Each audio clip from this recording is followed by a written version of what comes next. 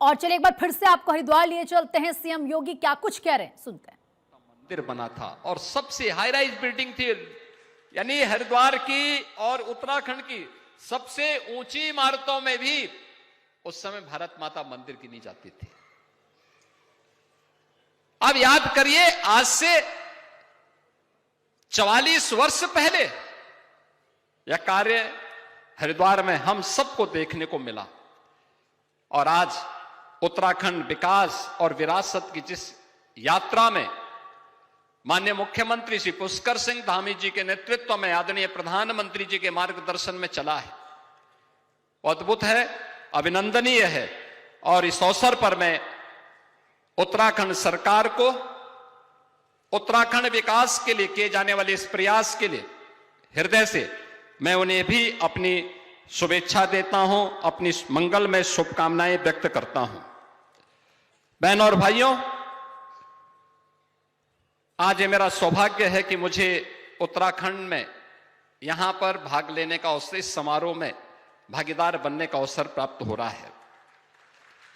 और सचमुच देश के अंदर पिछले 11 वर्ष में हम लोगों ने व्यापक परिवर्तन देखा है, कैसे विरासत और विकास एक साथ चलता है। कहते एक भारत श्रेष्ठ भारत के निर्माण के लिए एक सामूहिक प्रयास सबके सहयोग से आगे बढ़ सकता है।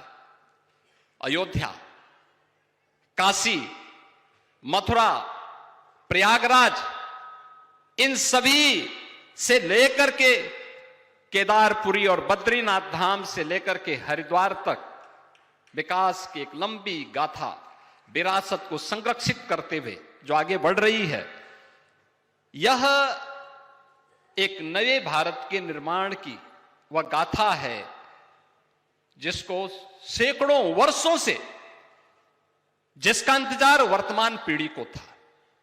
वर्तमान पीढ़ी इस बात का इंतजार कर रही थी कि सचमुच हमारी भावनाओं के अनुरूप भारत बन पा रहा है कि नहीं बन पा रहा है। एक असमंजस की स्थिति थी और उस असमंजस की स्थिति से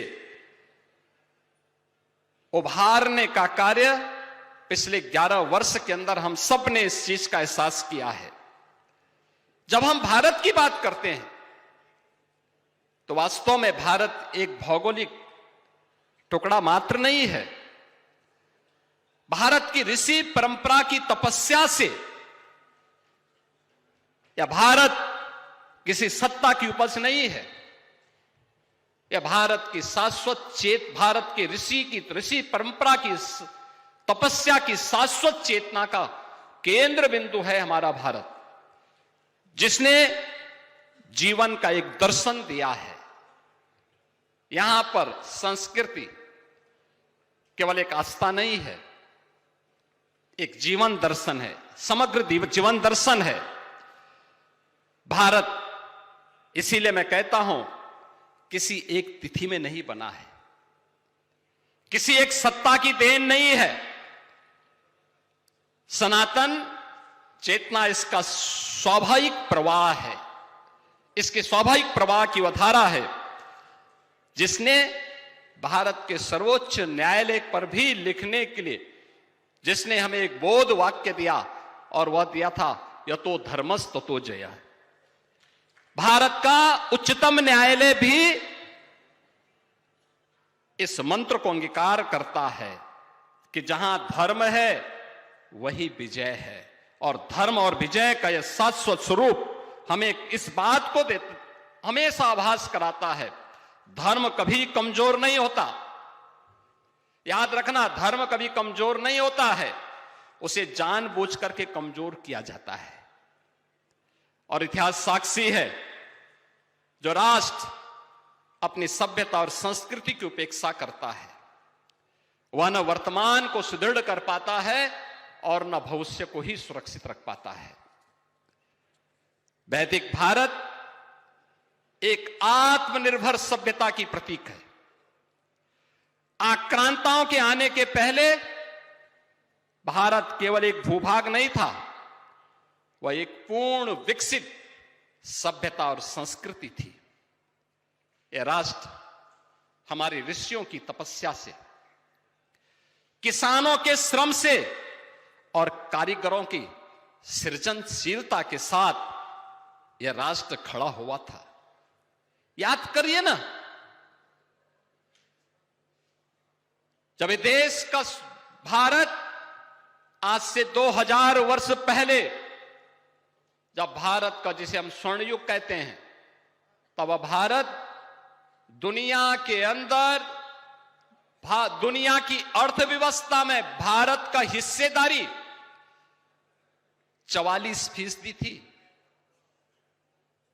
आज से 400 वर्ष पहले दुनिया की अर्थव्यवस्था में भारत की हिस्सेदारी 25% थी।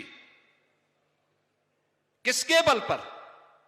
इन्हीं ऋषि मुनियों की तपस्या के बल पर। किनके बल पर? अन्नदाता किसानों की सृजनशीलता के बल पर, अपने कारीगरों के परिश्रम के बल पर। लेकिन जैसे ही हमने इससे मुंह मोड़ा, याद करिए ना, जब राष्ट्रपिता महात्मा गांधी ग्राम स्वराज की बात करते हैं, ये गांव केवल गांव नहीं थे। ये गांव जो कुछ भी था, भारत इसलिए बना क्योंकि भारत गांव आधारित गांव था। और ये गांव एक आत्मनिर्भर इकाई थी। कृषि था, पशुपालन था, हस्तशिल्प था, और वस्त्र हो या धातु के कार्य, ये सभी गांव पर होते थे। सब कुछ गांव के भीतर, किसी बाहरी सत्ता का हस्तक्षेप नहीं, किसी अनुदान पर निर्भरता भी नहीं। स्वरोजगार भारत की मूल शक्ति था।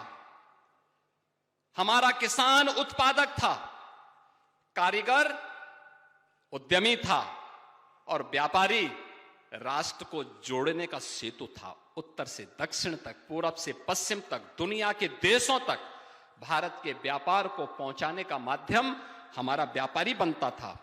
ग्राम स्वराज शासन का एक मॉडल था। निर्णय गांवों में, संसाधन गांवों के, उत्तरदायित्व भी गांव का। शिक्षा गुरुकुलों के केवल पुस्तकीय ज्ञान नहीं थी। ये जो हमारे गुरुकुल थे, ऋषि आश्रम में ही ये संचालित होते थे। और ये गुरुकुल केवल किताबी पुस्तकीय ज्ञान के मात्र माध्यम नहीं थे। कृषि, खगोल, आयुर्वेद, शिल्प और प्रशासन, ये सभी व्यावहारिक ज्ञान इन्हीं आश्रमों में हमें सिखाए जाते थे। लोग मुझसे पूछते हैं, कहते हैं मुख्यमंत्री बनने के पहले तो आपने कोई प्रशासनिक दायित्व नहीं निभाया, उत्तर प्रदेश को कैसे चला रहे हैं? मैंने कहा आपको मालूम होना चाहिए, मैं एक आश्रम की व्यवस्था के साथ जुड़ा हूं। ये हमारे जीन्स का हिस्सा है। प्रशासन कैसे चलना है, ये भारत का सन्यासी आश्रम की पद्धति से सीखता है।